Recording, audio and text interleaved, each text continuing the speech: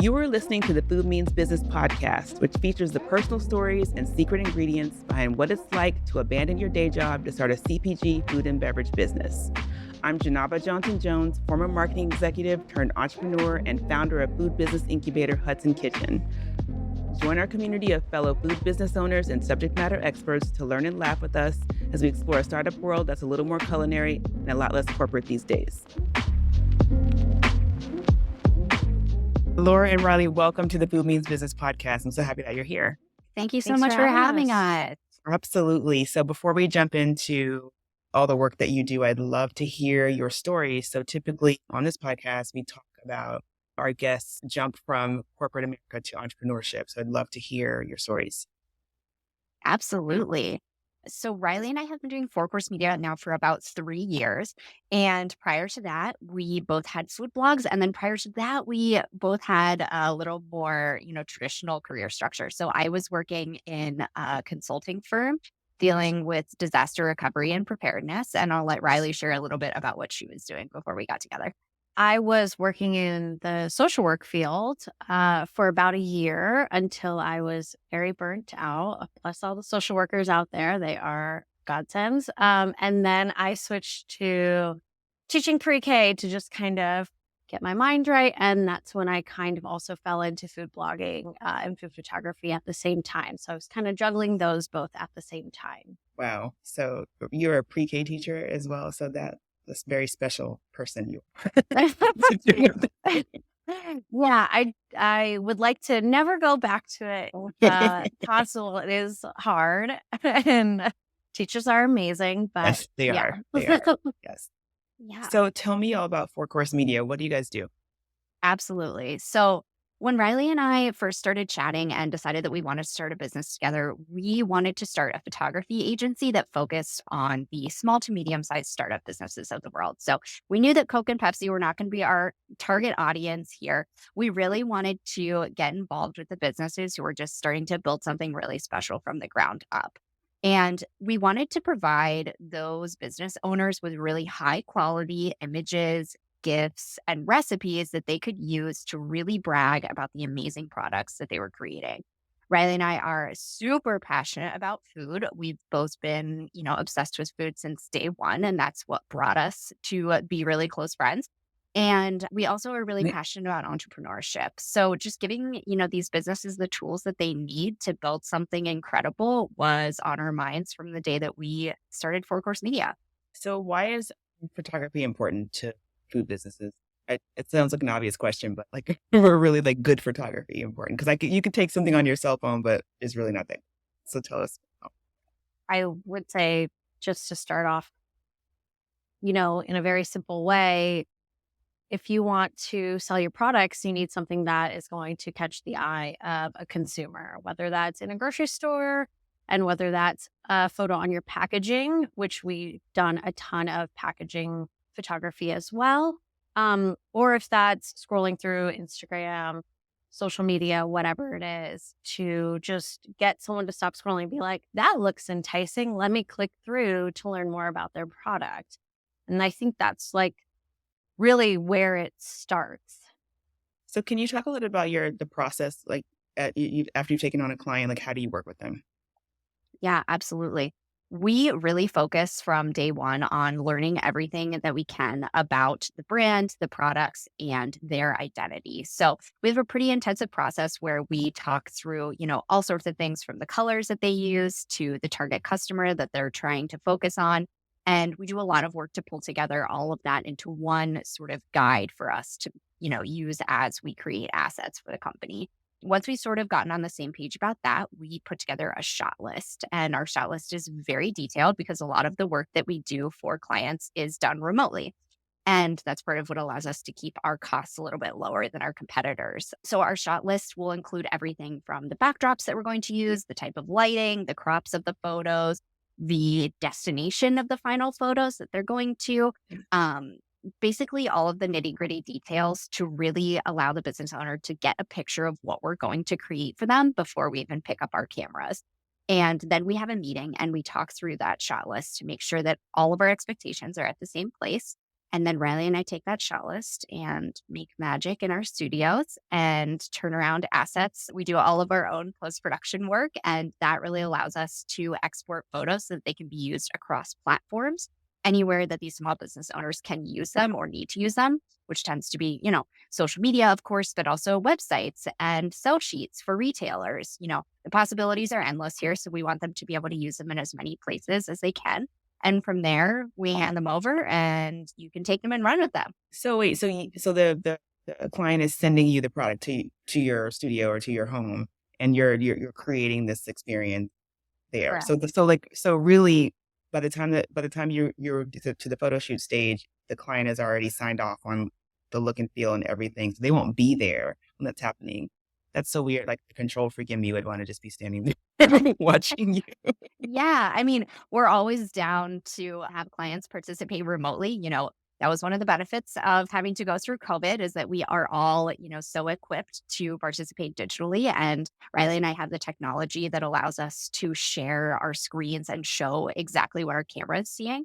So if people want to participate, they're always welcome to, but it's our hope that the service that we've worked so hard to create is not only, pretty fail proof in terms of turning out photos that are exactly what you expect to get, but also that, you trust us enough as a founder who's busy and has a million things on your plate to, hand this over and not have to worry about it until you get these gorgeous images and you can decide where to use them. That's true. So talk a little bit about at its most basic level, like what should clients be purchasing from you? Like what should they be getting as far as like a photography package is concerned?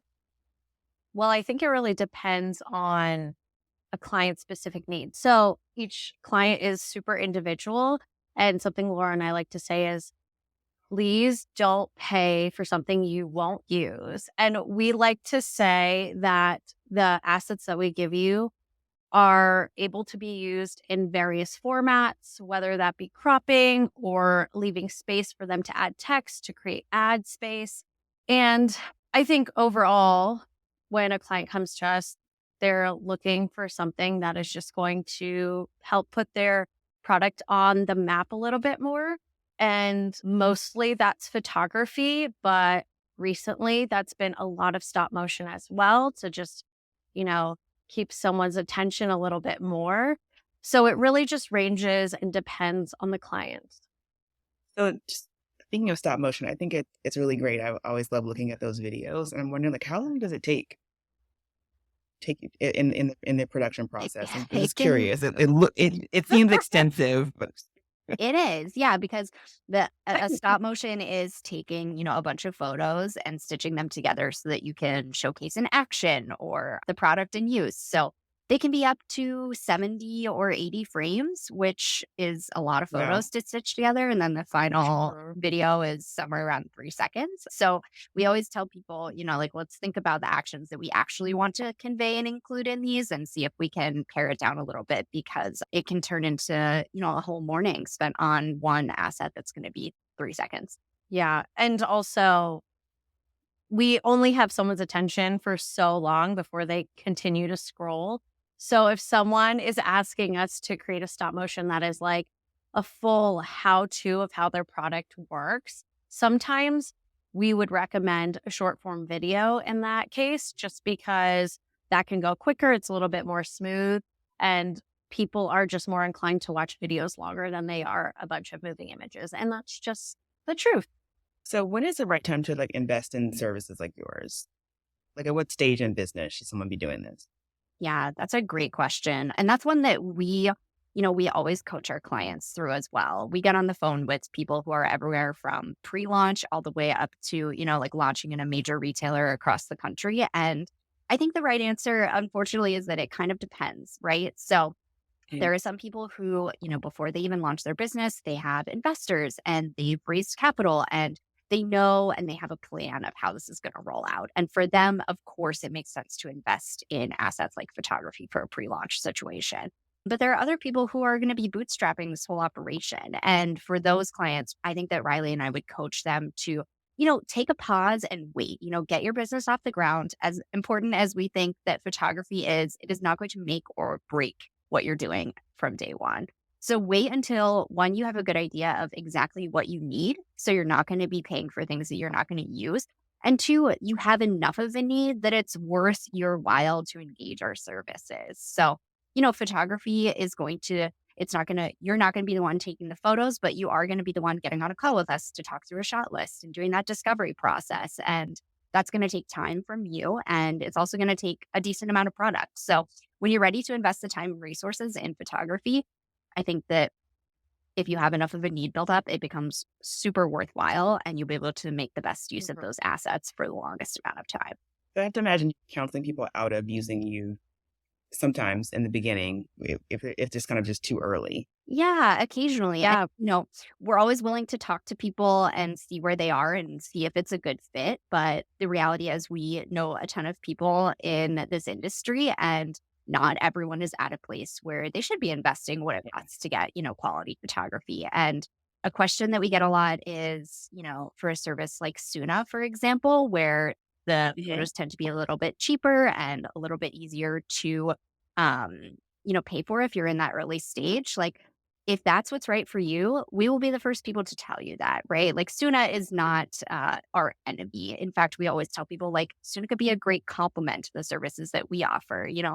Maybe if you need those just straight up product on a colored piece of paper shots, like get those from them and then come to us when you're ready to invest in a service with food stylists, recipe developers, people who really understand how to create a scene as opposed to just that product.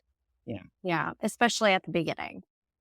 I love that actually send people away quite a bit actually from our kitchen just because they're not ready. So we give them a resource they can go to and find something that they need first. I think it makes a difference. And I've had people come back a couple of years later when they're ready. And just the fact that you're not trying to just take somebody's money just makes the biggest difference in the world. I mean, it says a lot about who you are as a For company. sure. And you're laying the groundwork for a relationship in the future, which Right. we really pride ourselves on. Right. We just love to build relationships and become extensions of these brands' teams. So they will want to continue to work with us in Yeah. the future. It's good too because it helps like people manage their own expectations because you see what your competitors are doing or what this big company is doing. You want to do that thing, and so you want to go pay for these pretty pictures. But maybe you need to be making an investment into something else in the beginning. Yeah. We've also done things like taught classes for founders who know they aren't ready to invest in, paying a photographer on how to capture good content on their iPhones with what they have. And, just little things like that, I think always really help people also to understand the value of the service that you're offering and how it's going to add onto their business and enhance what they're doing, as opposed to just feeling like a line item on a budget. Right.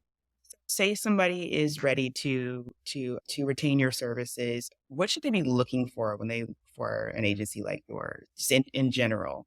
I'm wondering, like, as they're like evaluating who they should work with, is there a specific list that they should think about? Yeah, that's a good question. I think, for us, the most important thing on our end is that we have good communication with you and your team. Like we always want to be setting expectations up well in advance so that we're not rushing and we're not panicking trying to get things together. We have an open channel of communication. And I think that someone that you trust and really get along very seamlessly with is really important as well. Rylee and I always love, like Rylee just said, becoming sort of an extension of your team. So it's important to us that we have those open channels of communication and that you trust us to be the experts to make your business look its best.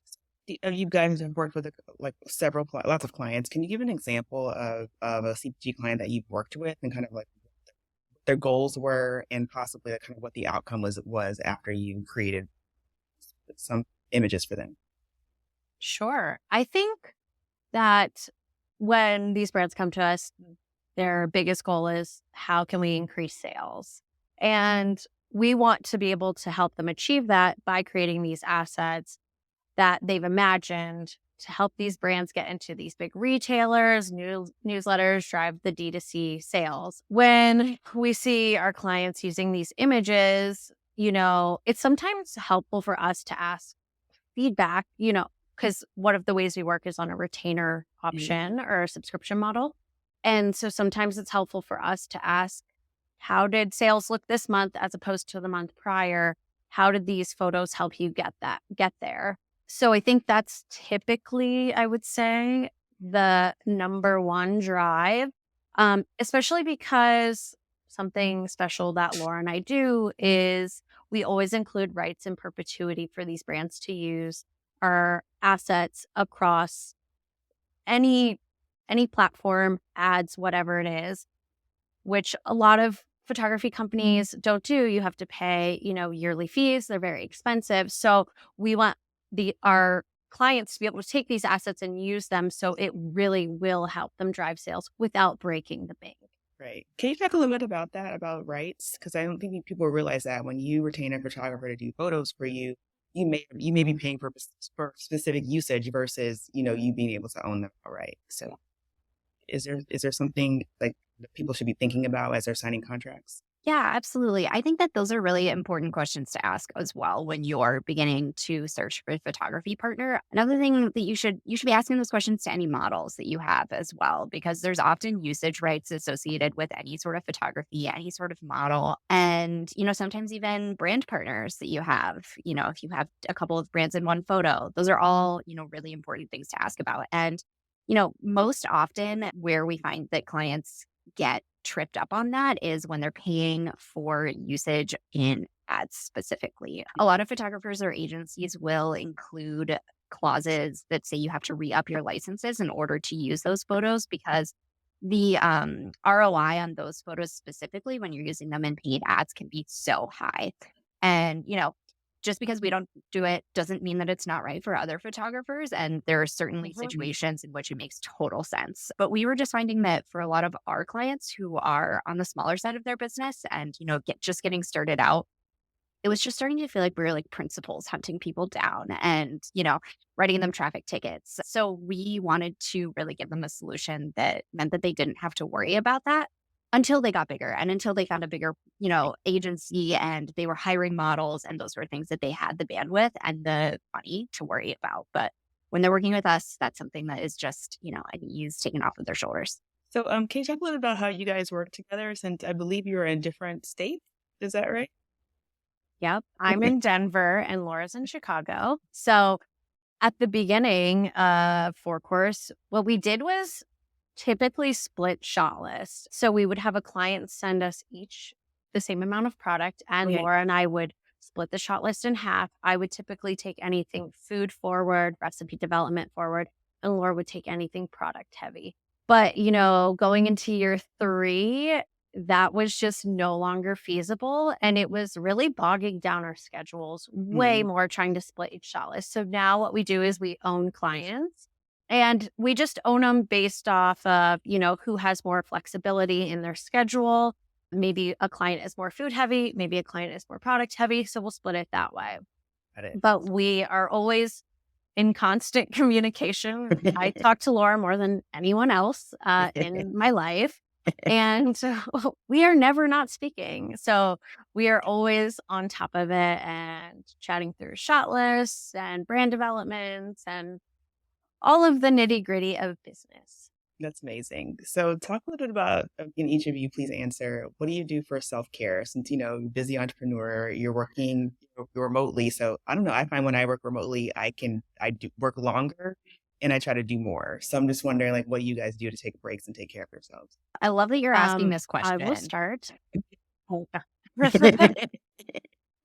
Yeah, it's kind of a breath of fresh air to hear this question being asked. For me, something I just started implementing, and Laura knows this, I'm like, I will not have my phone on me till pretty much 8:30 every morning. I'm going to go for a walk without my phone. I don't want to listen to anything. I don't want to hear anything. I just want to be outside, get sunshine in my eyes, and get some movement in. And that's pretty much my non-negotiable for every day at this point, as well as the occasional sit on the couch at the end of the day and just literally do nothing. Yes. Yeah, absolutely. Yeah, this is something that Rylee and I have been talking about a lot this year. I think that as like Rylee mentioned, going into year 3, we were just feeling like we have a lot of clients and we're excited about all of them and we want to be able to do our best work for everyone. So how can we make this, more realistic and sustainable for us? And something that we started implementing at the beginning of the summer that I actually think we're going to continue doing for the foreseeable future is we call it No Calls Summer Friday. So we have every Friday all day. blocked off on our calendar. So if you are trying to book a call with us, you will not see any Friday options. And that doesn't mean we're not working on a Friday, but it does just give you that extra space to know that, if you want to take off at noon and go to the beach, or if you want to just, like work on a personal photography project for fun, you have that day and you don't have to worry about getting roped into a call. And, it's not exactly a 3-day weekend every weekend, but it does give us the option to sort of take that extra time. And it has been absolutely incredible. I think we both really love it. And that's something that we're going to really try to maintain in the future. I love that. So I'm recommending that you do it all year, Yeah. not just in the summer. Okay. We You heard it appreciate here that. first. We do it every Friday. So I am working, but there's no calls that you can book with me or talk to me, or nobody can come into the kitchen. There's no tours. There's nothing like that. Yes. Fridays I love are that. for I us. love that. Yeah. Yeah.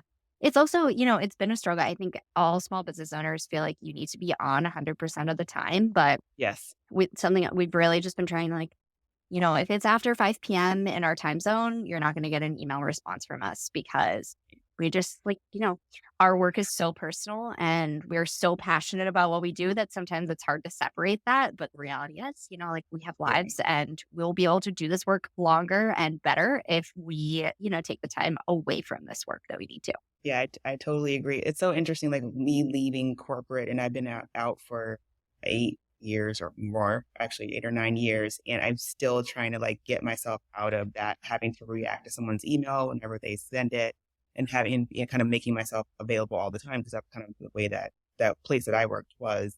So I'm learning to have boundaries, and that Friday is good for boundaries too. And we don't do it after 6, so that works for us as well.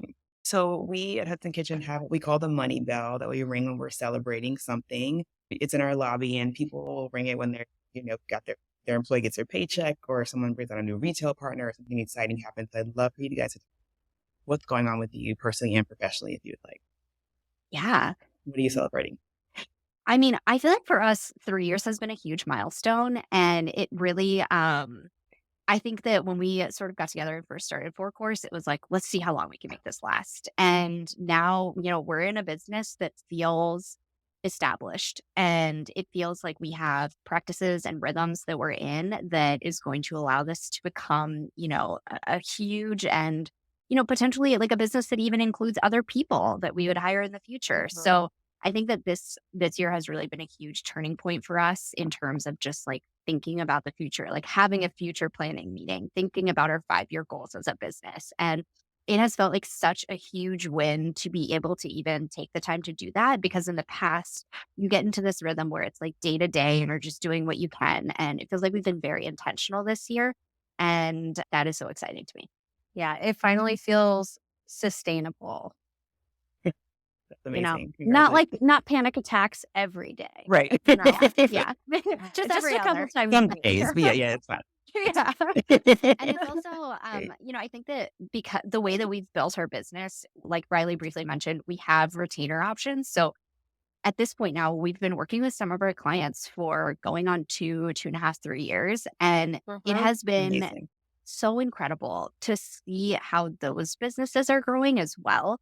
And to be able to celebrate their wins as well as ours, because it does feel like we're so close to them. We're really part of the team, part of the family. And when they launch in Target across the US, like we feel like we're launching in Target across the US. And Yes. that's part of why we love the companies that we work with, because it just feels so exciting, but we don't have to have a CPG company to do that. Yeah. I love that. I feel the exact same way about my clients. So that's great. Thank you. So, Laura and Rylee, thank you so much for being here. Please tell us where we can find out all about you and Four Course Media. Yes. Yeah, you can find us at our website at fourcoursemedia.com and on our Instagram at fourcoursemedia. Great. Yeah. Thank you. Yeah. Thank you so much for having us. This was so nice. Thank and you. We're so excited to chat with you Absolutely. guys. Thank you. The Food Means Business podcast was produced by Hudson Kitchen. It is recorded at the studio at Kearney Point and mixed and edited by Wild Home Podcasting. Our theme song is by Damian DeSandes, and I'm your host, Janaba Johnson-Jones. Follow Hudson Kitchen on Instagram at The Hudson Kitchen, and to get food business bites right in your inbox, sign up for our newsletter at thehudsonkitchen.com/newsletter. Listen, follow, and leave a review on Apple Podcasts, Spotify, or wherever you get podcasts. Until next time.